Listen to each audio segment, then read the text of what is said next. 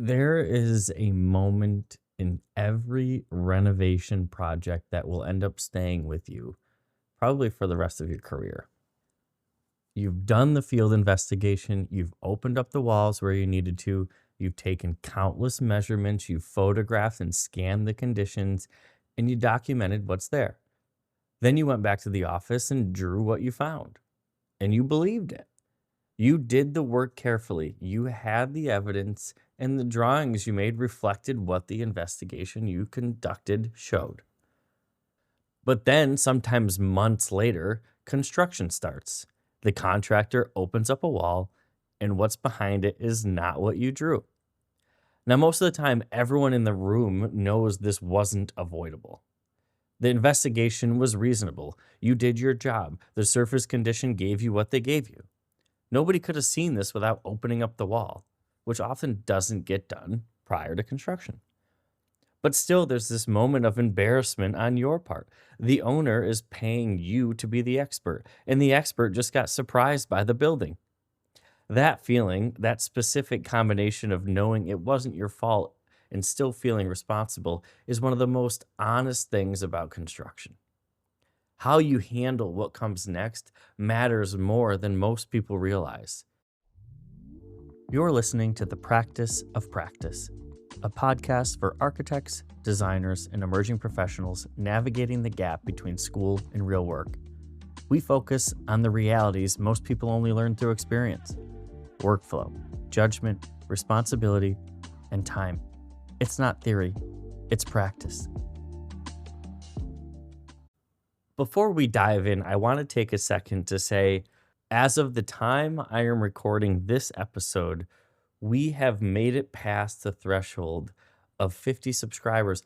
And that, to me, is incredible. It may not seem like a lot to you, but we're sitting here trying to start from nothing to create a group of people that can help each other. And I want to thank you all for that. But I'm not going to spend too much time, so let's dive back into what we're actually here to talk about. And that's what young architects actually believe about drawings. There are two types of young architects when it comes to construction. Maybe there's more, but we're going to talk about two. The first type knows they weren't taught construction in school. They feel the gap when they graduate. They're honest about it. They show up to the field with genuine uncertainty, which is actually a reasonable place to start. The second type has a different problem. They think that if the drawing is correct, the building will follow. School trained them to believe that. In school, the drawing you create is the answer. You work through the problem, you resolve it on paper, and if the resolution is correct, if the detail works, if the dimensions add up, if it can be drawn correctly, then you're correct. That's the feedback loop school gives you, and we've talked about that before. So you carry that right on into practice.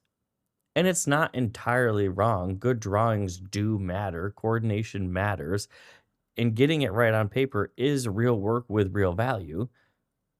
Where it breaks down is what the drawing actually is. The drawing isn't the building. And again, this is catered more towards renovation in this case. New construction is a bit different. You don't have the uncoverings as much. The drawing is your best position, developed under time pressure normally, with the information that you had at the specific moment when decisions needed to be made. And inside that positions are assumptions, whether you've named them or not. In renovation, those assumptions carry a particular weight. You're assuming buildability, yes. You're also assuming that the building is what you think it is. And the building has been there longer than you have. It has its own history. It's gone through renovation projects before, so it has its own modifications, which are its own surprises. The drawing reflects what the investigation showed. It doesn't always reflect what's actually there. The assumptions that show up most consistently in renovation aren't random. They tend to cluster around a few specific things: wall types, above ceiling conditions, whether existing conditions will actually cooperate with your typical details and notes. We'll look at it. You do a field investigation. You open up what you can. You draw what you find, and you make a judgment call about the rest. because you can't open up everything, and the schedule doesn't let you anyway, nor does the budget. That judgment call is an assumption. Sometimes it's right. The building cooperates. The wall type is what you thought it was. The ceiling condition is very clear. The existing structure works with your detail the way you needed it to. And sometimes the wall is something different. The structure lands in a different location. The as-built condition your detail assumed doesn't exist the way you drew it. That's the physical assumption getting exposed. There's a second type that's even harder to see, and it lives in the gaps in the drawings. Every set of drawings has them. Conditions that aren't fully detailed because they seemed self-evident. Scope that isn't explicitly assigned because it felt like it obviously belonged to someone. You assume the contractor would read those gaps the same way you intended them, but they didn't. The gap didn't say what you thought it said what it said, which was not much, and then they filled it in the way that made sense to them. That's the interpretive assumption. It's just as common as the physical one. What both of them share is that they felt resolved. The physical condition felt documented. The scope gap felt obvious to you. Neither one announced itself as an assumption. They both sat inside the drawings, waiting for construction to find them. And this happens more than it should. And a big part of why is that most architects spend significantly more time on design than they do in construction. That's how practice is structured. Our fees are weighted towards design over construction. Design is where the hours are. Documentation is where the hours are. Construction administration gets compressed by a schedule, by the fee, by the reality that the next project is already starting before this one even finishes building. Site visits get scheduled and then rescheduled. RFIs get answered from the office instead of the field. The CA phase runs in the background while the team is already deep into something new. The feedback loop is slow. You make a decision in documentation. You commit to a detail, a condition, a scope boundary, and you don't see what happens to that decision in the field for months. When you do see it, or when the RFI comes in, when the condition gets exposed, you're already carrying the load of the next project.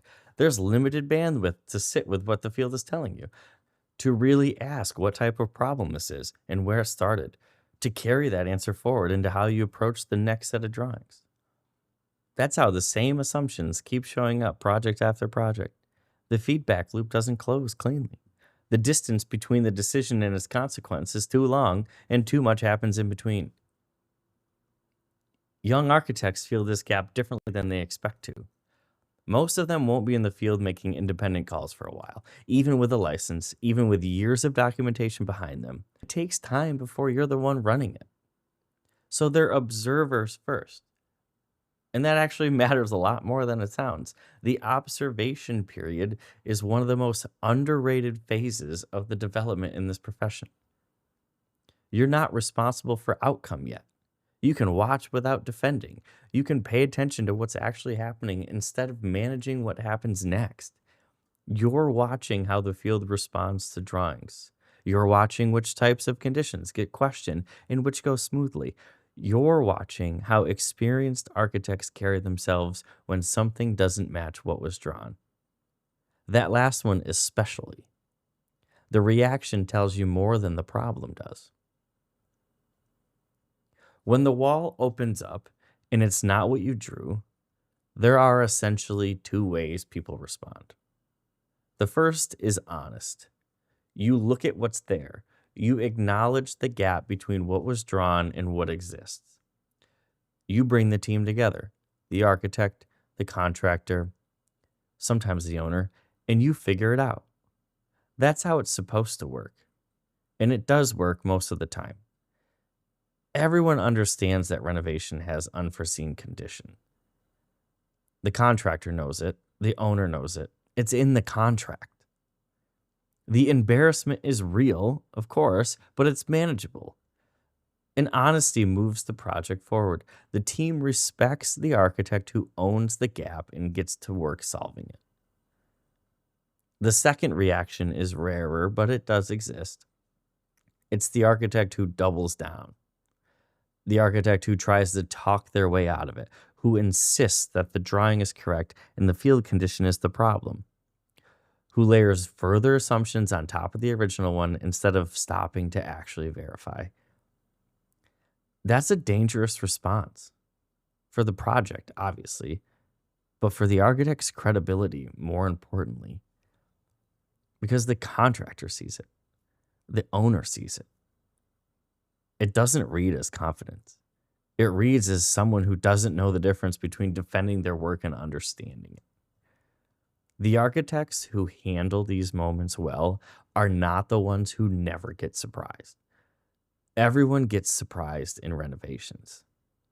They're the ones who respond to the surprise correctly, who slow down, bring the right people in, and solve the problem that's actually in front of them. That response is a skill. It doesn't come automatically. It gets built over time through exposure to exactly these moments. There is a version of you that exists in the office. That version knows exactly what every drawing means, knows the intent behind every detail, knows why a note says what it says, what condition it's responding to, what decision it came out of. That context is so immediate, so present, that it becomes invisible. You can't see it because you're inside it. The drawing and the intent feel like the same thing, because for you, they are. Then there's the version of the work that exists in the field. Same drawings, same details, same notes, but none of that context. There's a person standing in front of a condition with a set of drawings, trying to figure out what to do. They weren't in the room when the design decision was made. They weren't on the call when the scope got discussed. They have what the drawing communicates to someone encountering it for the first time, under schedule pressure, in a building that may or may not match what the drawing shows.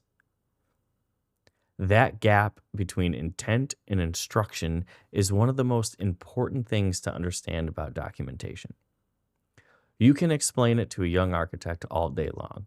They'll understand it, they'll write it down, and they might even repeat it back correctly. But they won't feel it until they're standing in the field watching it happen, until they're next to a contractor who is genuinely, reasonably confused by something that seemed completely self-evident on paper. Confused because the drawing assumed a level of shared context that didn't exist outside the office. When that happens, and if you're paying attention to it, something will shift. The drawing stops being an answer and starts being a communication. And like any communication, it can fail. The information can be accurate and still not be complete enough for the person who needs to act on it. It can be technically correct and still assume understanding that isn't there. In renovation especially, this matters. You're dealing with existing conditions that the contractor is encountering at the same time you are. There's no shared baseline. There's a building, a drawing, and a gap between them that everyone is navigating together in real time. The drawings that work in the environment are written for someone who isn't you. Someone who doesn't carry your context, your intent, your understanding of what the building is supposed to become. That's a harder standard than correctness. Most architects don't fully internalize it until construction teaches them to, or more so forces them to. Assumptions are unavoidable. We talk about them a lot, but realistically, you cannot practice architecture without them. The schedules don't allow full verification of everything. The budget doesn't allow it either. The nature of renovation doesn't allow it. You literally cannot see behind every surface before construction starts. Technology isn't there yet. So you make judgment calls. You move forward with partial information. You hold things as true that you haven't fully confirmed. That's practice. The problem isn't the assumption itself. The problem is the assumption you don't know you're making. The one you're aware of, you can track. You can flag it in your own notes. You can build it in a contingency. You can have a conversation with the contractor early.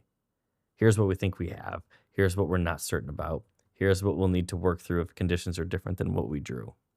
That conversation changes the dynamic entirely. It doesn't eliminate the assumption, but it puts the team on notice. It builds in a response plan before the surprise arrives. It moves an unknown liability into a known risk, one that the whole team is prepared to address. And that's what verification actually means in practice. Acknowledgement more than certainty. You verify what you can. You name what you can't, and you make sure the right people know which is which. When that doesn't happen, when the assumption sits unnamed inside the drawings until construction finds it, that exposure is harder. Technically, yes. Rationally, more significantly. The owner is surprised. The contractor is waiting. The project is stopped or slowed. And the architect is explaining why something they were paid to know turned out to be different than what they said. That's a harder conversation than the one that could have happened earlier. Almost always. Now, I understand that most of you listening to this aren't the person making these calls yet. You're in the field, but you're not running the field. You're in construction administration, but you're not the one on the phone with the owner when a condition gets exposed. You're watching. What you're accumulating in that position in every site visit, every RFI response, every moment where a drawing meets a real condition is pattern recognition. The first time something doesn't match, it feels like a one-off, something specific to this project, this contractor, or this building. The second time, it's frustrating. The third time, it starts to feel familiar. After enough cycles, you start seeing the structure underneath it. The same types of assumptions showing up in the same types of places. Wall conditions, scope gaps, details that assumed tolerances the field couldn't consistently hold. Notes that made complete sense to the person who wrote them and landed as ambiguous to everybody else. Once that pattern becomes visible to you, you start catching it earlier in the process. You start looking for those weak points before the drawings leave the office. That's not pessimism about your own work. It's the field having trained you to know where the drawings are most likely to meet resistance. The development is slow. It's supposed to be. Exposure can't be a shortcut. What you can do now is pay attention differently while you're accumulating it. Instead of asking why this happened, ask what type of thing this is. That question will build the model faster. It moves you from reacting to a specific problem toward recognizing a category of problems, one that will show up again and again in a different building with a different contractor in almost the same way. That category is what travels with you into the next project. We're going to wrap up with this. Assumptions aren't the enemy. They're unavoidable. They're part of how projects move forward, and every set of drawings ever produced contains them. The job is to verify what you can, name what you can't, and make sure the team knows the difference. Because what doesn't get verified, construction will verify. And construction is a less forgiving environment for that process than a conversation in the office. It's more expensive, more visible, more pressurized, and the owner's watching. When it happens, when the wall opens up and it's not what you drew, the reaction is what matters. Own that gap. Bring the team in, solve the problem that's actually there, not the one you expected to have. That response, that specific combination of honesty and problem solving in front of the owner and the contractor is part of what builds a reputation in this profession. Unforeseen conditions happen to everyone in renovation. What people remember is how you handled it. And right now, while you're still in the observation phase, while someone else is making those calls and you're in the room watching, pay close attention to how it gets handled. Watch what the experienced architect does when the assumption gets exposed. Watch how they talk to the contractor and how they talk to the owner. Watch whether they slow down or try to move faster. Watch whether they defend the drawing or actually read the condition in front of them. That's the education that doesn't come from a classroom. It only happens in the field, when the building shows you something the drawing didn't account for. Pay attention to it. There's something that runs underneath all of this that we haven't named yet. The stress that follows you through a project. The kind that doesn't go away when the drawing is done, that persists through construction. The kind that doesn't fully resolve itself even when the project closes out. It's not your workload producing that. It runs deeper than the hours of the client or the contractor. We'll get into what it actually is coming up. The practice of architecture is not intuitive, but it is learnable. So don't worry. We'll keep building from here. This podcast only works if it gets passed along. Not because of me, but because the hardest parts of practice are usually learned in isolation. If this episode put words to something you've been struggling with, share it with someone earlier in practice, or leave a comment naming the moment that hit. I'm doing this because I remember how long it took to realize that I wasn't behind. I just wasn't being taught. Most of what feels like a personal failure in this profession is actually a shared pattern. The more we name those patterns, the faster we all get better. I'll see you in the next one.